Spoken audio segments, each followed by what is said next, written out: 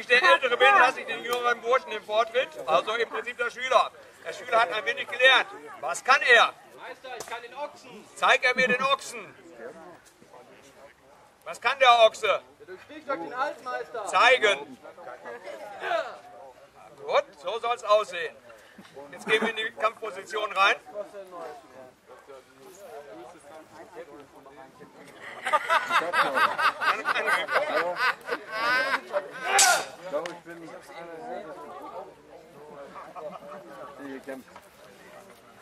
Tot.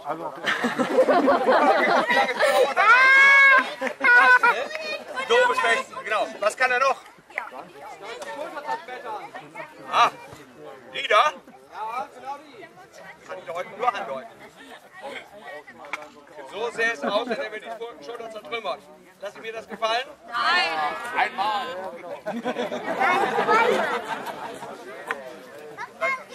Schön hinstellen. Hey!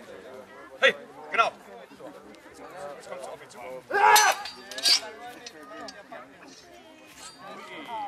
Und wie ihr seht, schon wieder tot.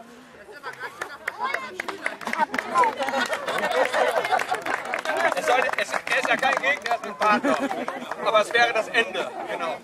Was kann er denn noch? Ich kann mich gegen euch verteidigen, Meister. Wo? In was denn? Ihr könnt versuchen, meinen Kopf zu treffen. Warte, bitte nicht.